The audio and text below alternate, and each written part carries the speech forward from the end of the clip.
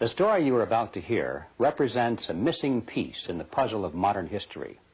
Without this knowledge, many contemporary events are simply beyond understanding. You are about to hear a man tell you that the major tax-exempt foundations of this land, since at least 1945, have been operating to promote a hidden agenda. And that agenda has nothing to do with the surface appearance of charity, good works, or philanthropy. This man will tell you that the real objectives include the creation of a worldwide collectivist state, including the Soviet Union, which is to be ruled from behind the scenes by those same interests which now control the tax-exempt foundations. The man who tells this story is none other than Mr. Norman Dodd, who in 1954 was the staff director of the Congressional Special Committee to investigate tax-exempt foundations, sometimes referred to as the Reece Committee, in recognition of its chairman, Congressman Reece. The interview you are about to see was conducted by me in 1982. I had no immediate use for the material at that time, but I realized that Mr. Dodd's story was of extreme importance, and since he was advanced in age and not in good health, I simply wanted to capture his recollections on videotape while he was still with us. It was a wise decision because Mr. Dodd did pass away just a short time afterward. In recent months, there has been a resurgence of interest in the substance of Mr. Dodd's story, and we have decided to make it available to the general public. And so what now follows is the full, unedited interview, broken occasionally only for a tape change or to omit the sound of a passing airplane. It stands on its own as an important piece in the puzzle of modern history. Mr. Dodd, let's begin this interview by a brief statement for the record, telling us who you are, what your background is, and your qualifications to speak on this subject. Well, Mr. Griffin, as for who I am just, as the name implies, an individual born in New Jersey and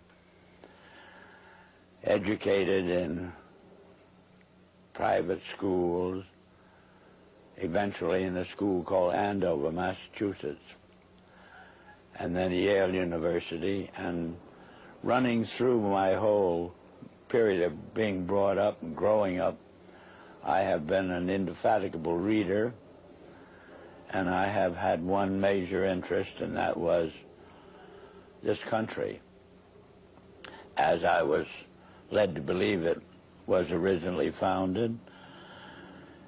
And I entered the world of business knowing absolutely nothing about how that world operated, and realized that the only way to find out what that world was consisted of would be to become part of it.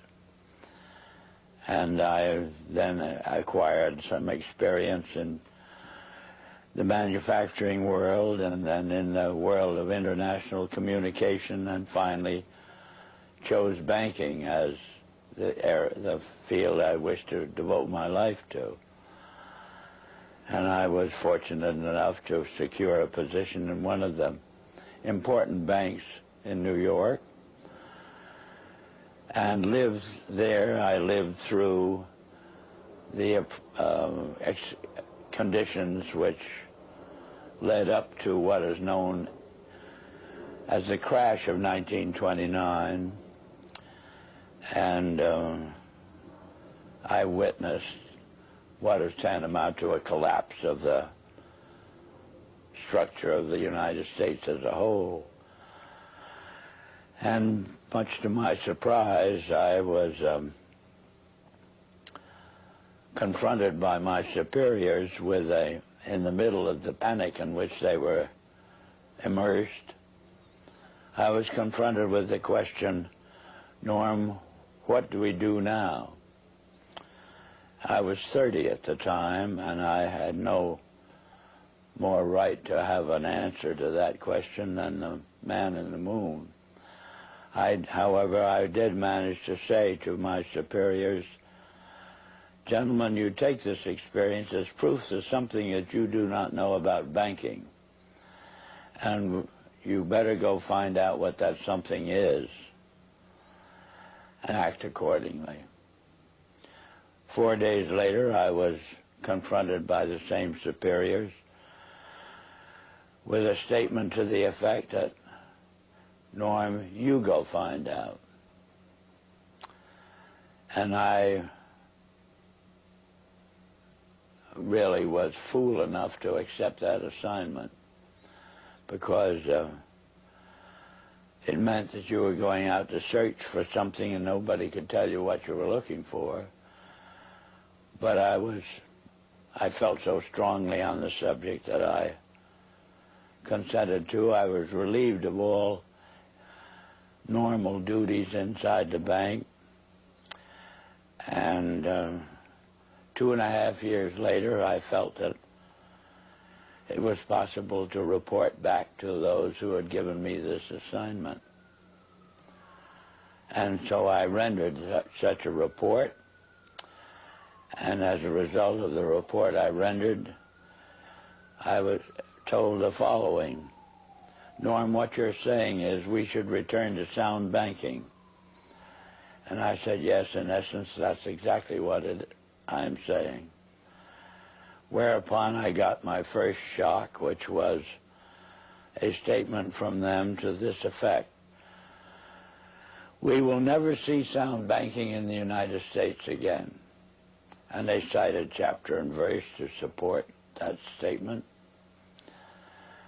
And what they cited was as follows: since the end of World War I, we have been responsible for what they call the institutionalizing of conflicting interests, and they are so prevalent inside this country that they can never be resolved. This came to me as an extraordinary shock, because the men who made the statement were men who were deemed as the most prominent bankers in the country. The bank of which I was a part was spoken of as a Morgan bank, and coming from men of that caliber, a statement of that kind made a tremendous impression on me. And the type of impression that it made on me was, I wondered if I, as an individual and it's what they call a junior officer of the bank, could, with the same enthusiasm, foster the progress and the policies of the bank. I spent about a year trying to think this out, and came to the conclusion that I would have to resign.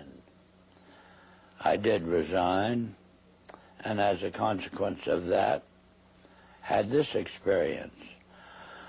When my letter of resignation reached the desk of the president of the bank, he sent for me. And I came to visit with him, and he stated to me, Norm, I have your letter, but I don't believe you understand what's happened in the last 10 days. And I said, no, Mr. Corcoran, I have no idea what's happened. Well, he said, the directors have never been able to get your report to them out of their mind. And as a result, they have decided that you, as an individual, must begin at once, and you must reorganize this bank in keeping with your own ideas. And he then said, now, can I tear up your letter? And inasmuch as what had been said to me was offering me, at the age of, by then, 33, about as fine an opportunity for service to the country as I could imagine, I said yes. And they said they wished me to begin at once. And I did, and suddenly, in the span of about 6 weeks, I was not permitted to do another piece of work. And every time I brought the subject up, I was kind of patted on the back and said, and told, stop worrying about it, Norm. Pretty soon you'll be a vice president, and then you'll have quite a handsome salary and ultimately be able to retire on a very worthwhile pension. In the meantime, you can play golf and tennis to your heart's content on weekends. Well, Mr. Griffin, I found I couldn't do it. I spent a year with figuratively with my feet on the desk doing nothing, and I just couldn't adjust to it. So I did resign. And this time, my resignation stuck, and then I got my second shock, which was the discovery that the doors of every bank in the United States were closed to me, and I never could get a job, as it were, in a bank. So I found myself, for the first time since I'd graduated from college, out of a job.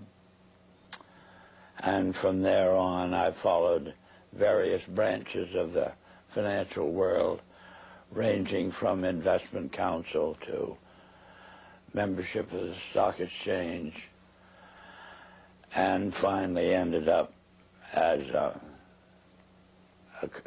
an advisor to a few individuals who had capital funds to look after.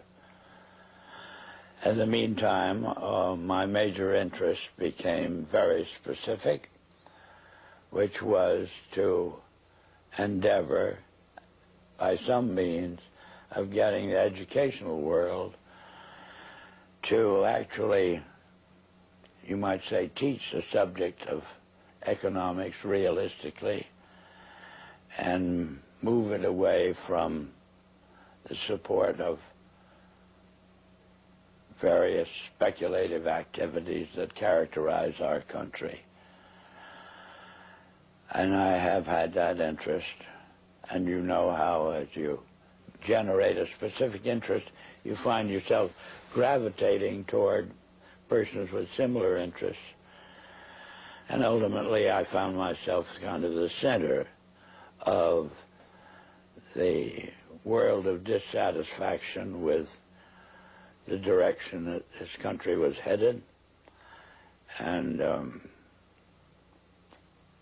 that's on one direction, and the same way I found myself in contact with many individuals who, on their own, had done a vast amount of studying and research in areas which were part of the problem. And well, Mr. Dodd, if I may interrupt here for a second, at what point in your career did you become connected with the Reece Committee? 1953. 1953. Yeah. And what was that capacity, sir?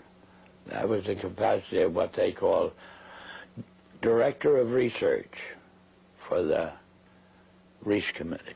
Can you tell us what the Reece Committee was attempting to do?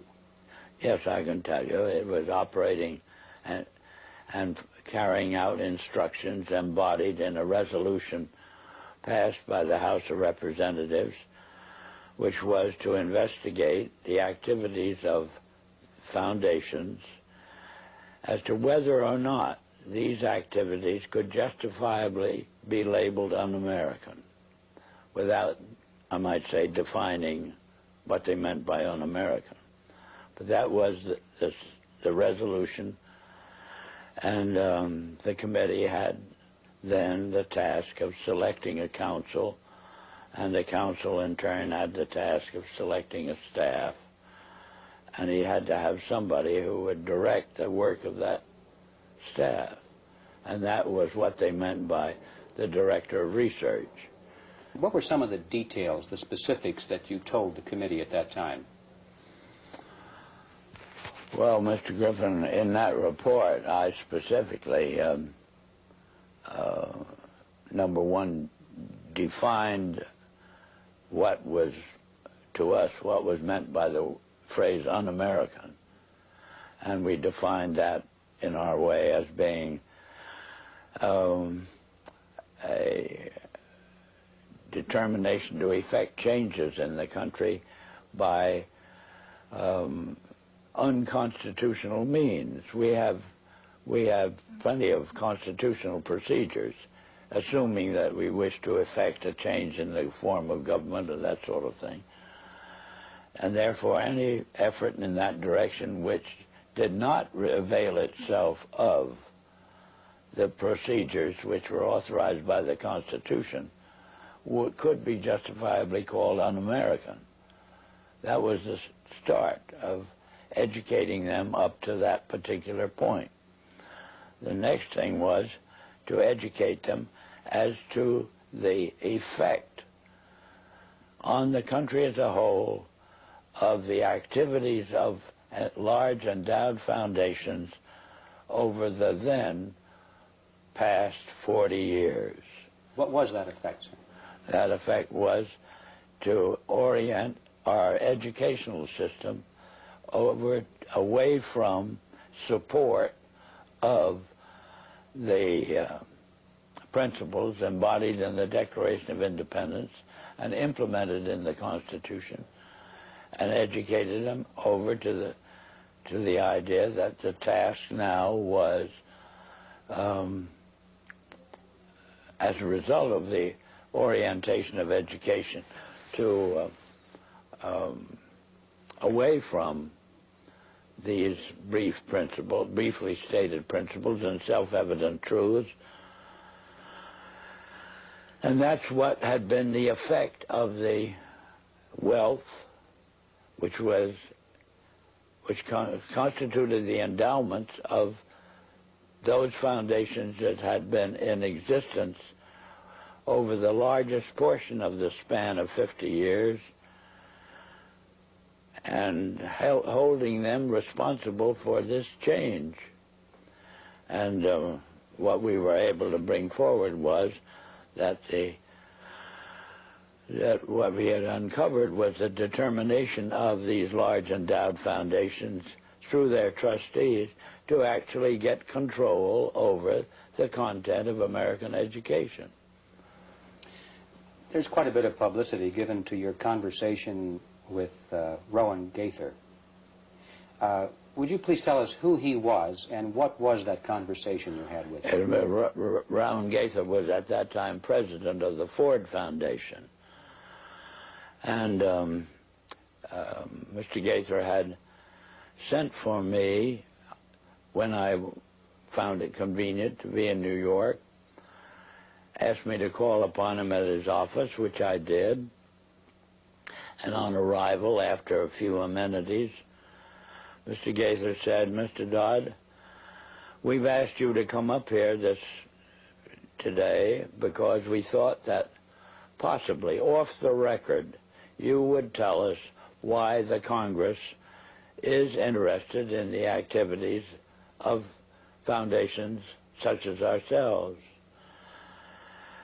And before I could think of how I would reply to that statement, Mr. Gaither then went on voluntarily and stated, he said, "Mr. Dodd, all of us that have a hand in the making of policies here have had experience either with the OSS during the war or the European Economic Administration after the war.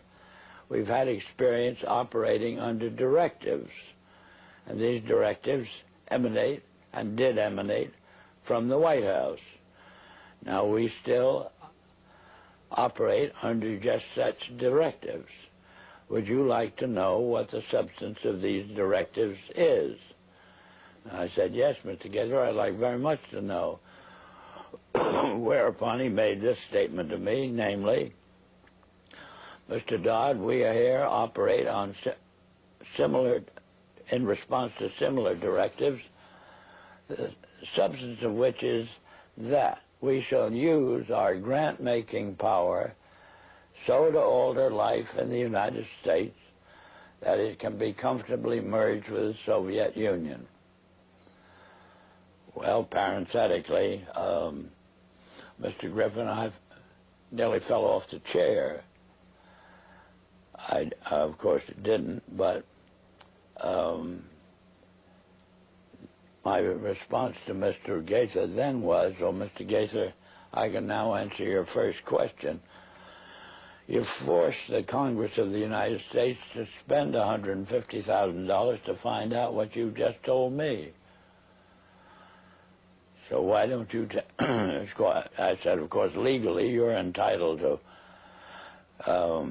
make grants for this purpose, but I don't think you're entitled to withhold that information from the people of the country to whom you're indebted for your tax exemption. So why don't you tell the people of the country that's what you told me? And his answer was, we would not think of doing any such thing. So then I said, well, Mr. Gaither, obviously, you forced the Congress to spend this money in order to find out what you've just told me. Mr. Dodd, you have spoken before about some interesting things that were discovered by Catherine Casey at the Carnegie Endowment. Can you tell us that story, please? Yes, I'm glad to, Mr. Griffin. This experience that you have just referred to came about in response to a letter which I had written to the Carnegie Endowment for International Peace, asking certain questions and gathering certain information. And on the arrival of that letter, Dr. Johnson, who was then president of the Carnegie Endowment, telephoned me and said, did I ever come up to New York? And I said, yes, I did, more or less each weekend. And he said, well, when you're next here, will you drop in and see us? Which I did.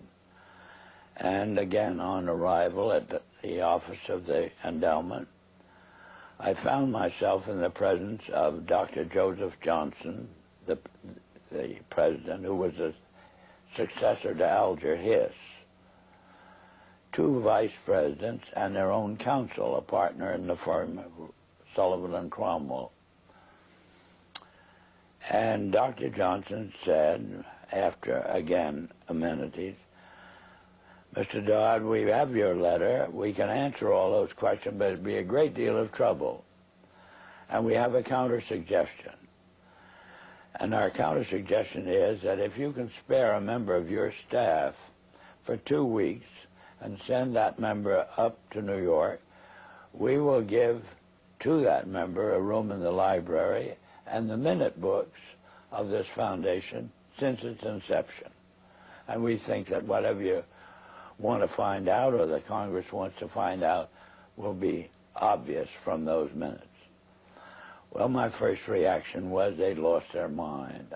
I had a pretty good idea of what those minutes would contain, but I realized that Dr. Johnson had only been in office 2 years, and the vice presidents were relatively young men, and counsel seemed to be also a young man, and I guessed that probably they'd never read the minutes themselves. And so I said I had somebody, I would take it. I would accept their offer, and I went back to Washington, and I selected the member of my staff who was on my staff, having been a practicing attorney in Washington, but she was on my staff to see to it that I didn't break any congressional procedures or rules. In addition to which, she was unsympathetic to the purpose of the investigation. She was level-headed and a very reasonably brilliant, capable lady. And her attitude toward the investigation was, what could possibly be wrong with foundations? They do so much good. Well, in the face of that sincere conviction of Catherine's, I went out of my way not to prejudice her in any way. But I did explain to her that she couldn't possibly cover 50 years of handwritten minutes in 2 weeks. So she would have to do what we call spot reading. and I blocked out certain periods of time to concentrate on. And off she went to New York. She came back at the end of 2 weeks with the following in the way of on dictaphone belts. We are now at the year 1908, which was the year that the Carnegie began operations. And in that year, the trustees, meeting for the first time, raised a specific question, which they discussed throughout the balance of the year in a very learned fashion. And the question is there any means known more effective than war, assuming you wish to alter the life of an entire people? And they conclude that no more effective means than war to that end is known to humanity. So then, in 1909, they raised the second question and discussed it, namely, how do we involve the United States in a war? Well, I doubt at that time if there was any subject more removed from the thinking of most of the people of this country than its involvement in a war. There were intermittent shows in the Balkans, but I doubt very much if many people even knew where the Balkans was. Then finally, they answer that question as follows. We must control the State Department. And then that very naturally raises the question of how do we do that? And they answer it by saying we must take over and control the diplomatic machinery of this country. And finally, they resolve to aim at that as an objective. Then time passes, and we are eventually in a war, which would have been World War I. And at that time, they record on their minutes a shocking report in which they dispatched to President Wilson a telegram cautioning him to see that the war does not end too quickly. And finally, of course, the war is over. At that time, their interest shifts over to preventing what they call a reversion of life in the United States to what it was prior to 1914, when World War I broke out. And they arrive at that point, they come to the conclusion that to prevent a reversion, we must control education in the United States. And they realize that that's a pretty big task. So to them, it is too big for them alone, so they approach the Rockefeller Foundation with the suggestion that that portion of education which could be considered domestic be handled by the Rockefeller Foundation, and that portion which is international should be handled by the endowment.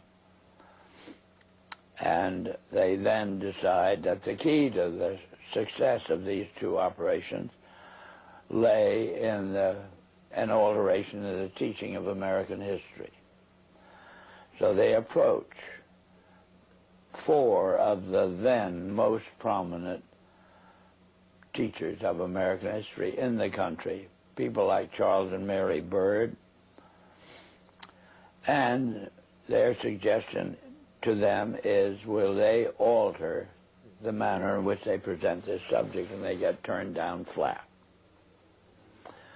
So they then decide that it is necessary for them to do, as they say, build our own stable of historians. And then they approach the Guggenheim Foundation, which specializes in fellowships, and say, when we find young, men in the process of studying for doctorates in the field of American history, and we feel that they are the right caliber. Will you grant them fellowships on our say-so? And the answer is yes. So under that condition, eventually they assembled 20.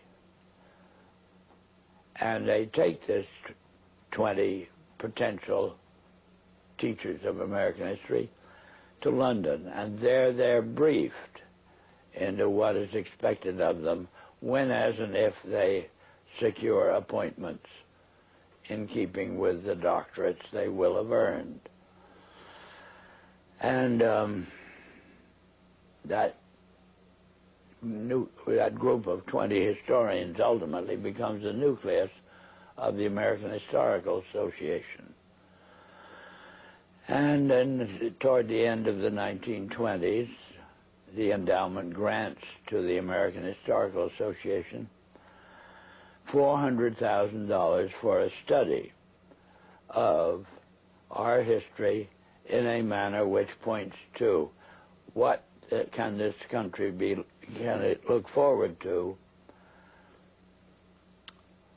in the future. And that culminates in a 7-volume study, the last volume of which is, of course, in essence a summary of the contents of the other 6. And the essence of the last volume is the future of this country belongs to collectivism administered with characteristic American efficiency. That's the story that ultimately grew out of, and of course was what could have been presented by the members of this congressional committee to the Congress as a whole for just exactly what it said. But they never got to that point. This is the story that emerged from the minutes of the Carnegie Fund. That's right. Carnegie Endowment That's Fund. right. And so... It was official to that extent. I see. And Catherine Casey brought all of these back in the form of dictated notes or verbatim readings of the minutes. On dictaphone belts. Are those in existence today? I don't know. But if they are, they're somewhere in the archives under the control of the Congress, House of Representatives. How many people actually heard those, or were they typed up transcripts made of them?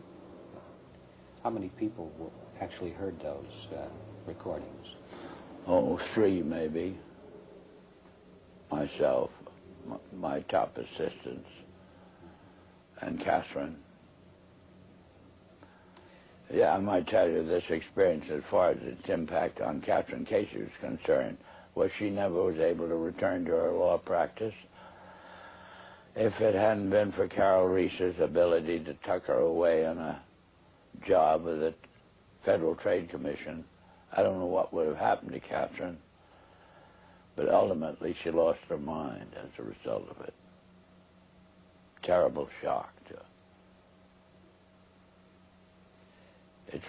It's a very rough experience to encounter proof of these kinds. Mr. Dodd, what kind, can you summarize the opposition to the committee, the Reece committee, and particularly the efforts to sabotage the committee? Well, they began right at the start of the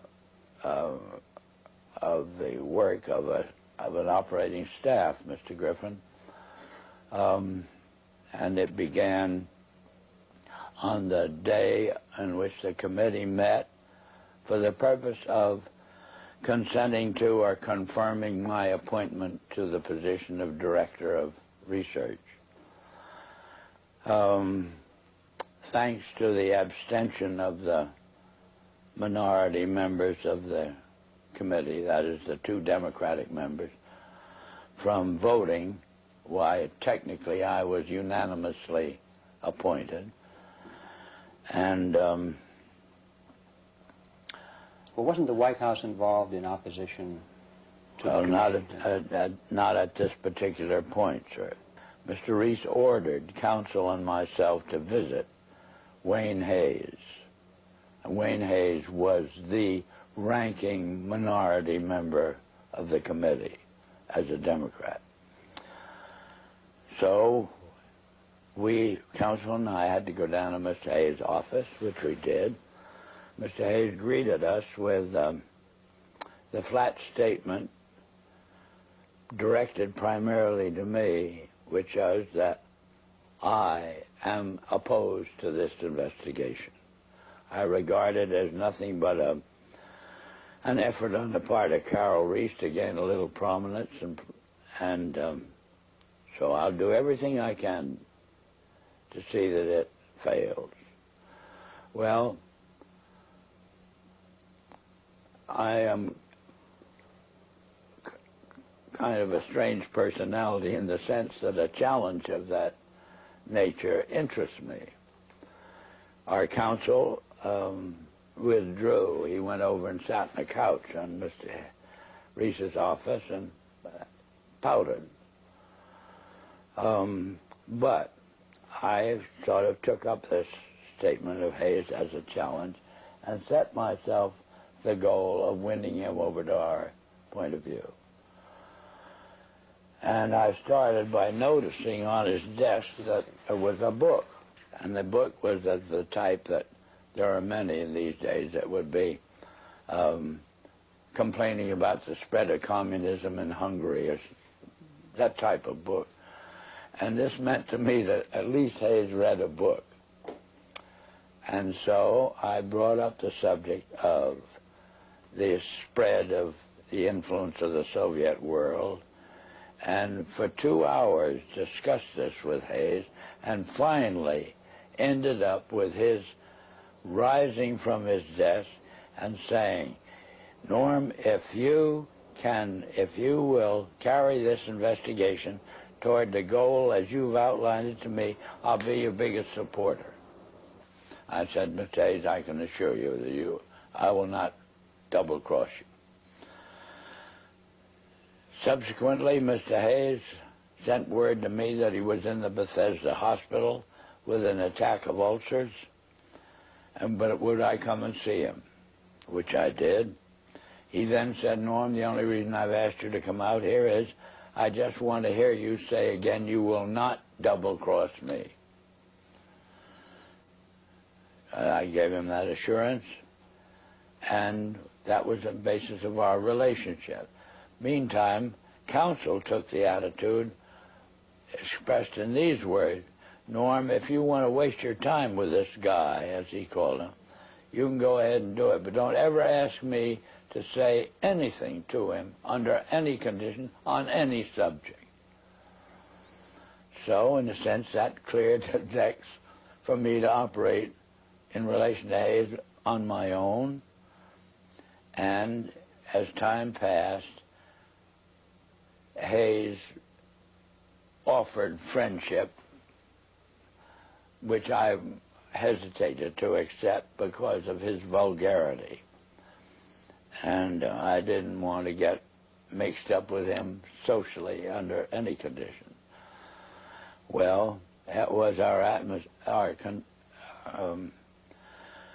relationship for about 3 months, and then eventually I had occasion to add to my staff, and as a result of adding to my staff a top-flight intelligence officer, both the Republican National Committee and the White House were resorted to stop me from continuing this investigation in the direction that Carol Reece had personally asked me to do, which was to utilize this investigation, Mr. Griffin, to uncover the fact that this country had been the victim of a conspiracy.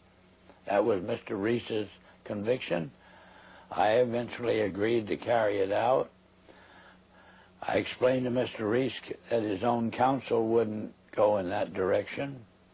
He gave me permission to disregard our own counsel. And I had then to set up an aspect of the investigation outside of our office, more or less secret.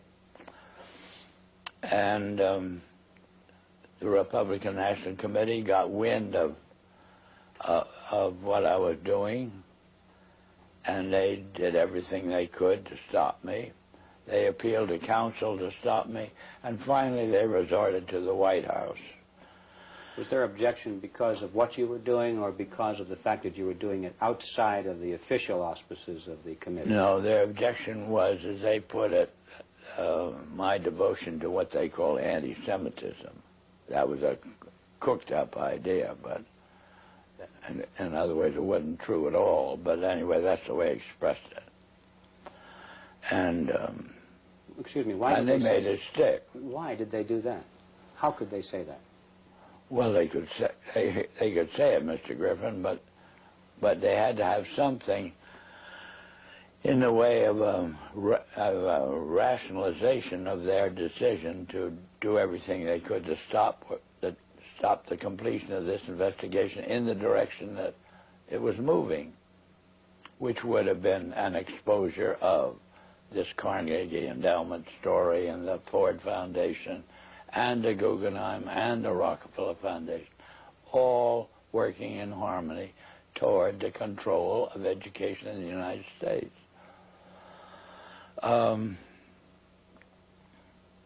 Well, in any event, to secure the help of the White House in the picture, they assigned, they got the White House to cause the liaison personality between the White House and the Hill, a major person, to go up to Hayes and try to get him to, as it were, actively oppose what the investigation was engaged in. And Hayes very kindly then would listen to this visit from Major Person. Then he would call me and say, Norm, come up to my office. I have a good deal to tell you. I would go up. He'd tell me, I've just had a visit from Major Person, and he wants me to break up this investigation. So I then say, well, Wayne, what did you do? What did you say to him? He said, I just told him to get the hell out. And he did that 3 times, and I got pretty proud of him in the sense that he was, as it were, backing me up. And we finally embarked upon hearings at Hayes' request, because he wanted to get them out of the way before he went abroad in the summer. And but why were the hearings finally terminated? What happened to the committee? What happened to the committee or the hearings? The hearings. The hearings. Oh, the hearings were terminated. Carol Reece was up against such a furor as Hayes, through the activity of our own counsel. Hayes became convinced that he was being double-crossed, and he put on a show in a public hearing room, Mr. Griffin, that was an absolute disgrace. And he called Carol Reece publicly every name in the book, and Mr. Reece took this as proof that he couldn't continue the hearings.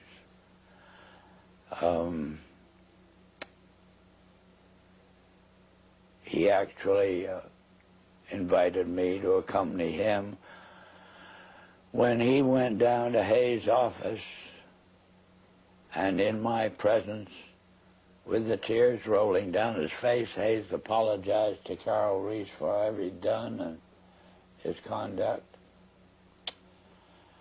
and apologized to me. And I thought that would be enough and Carol would resume. But he never did. The charge of anti-Semitism is kind of intriguing to me. What was the basis of that charge?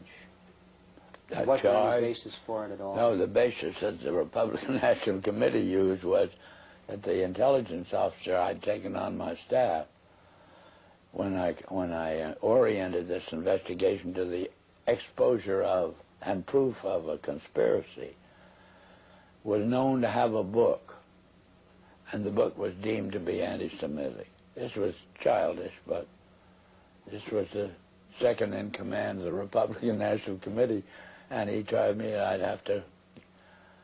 would have to dismiss this person from my staff. Who was that person, sir? Who was that person? The person? Yes. A Colonel Lee Lorraine. Lee Lorraine. Yeah. And what was his book, do you recall? The title of his book? The book they referred to was called Waters Flowing Eastward, which was a very castigation of the Jewish influence in the world. What were some of the other charges made by Mr. Hayes against Mr. Reece? Oh, just that Mr. Reece was utilizing this investigation for his own prominence inside the House of Representatives. That was the only charge Hayes could think of.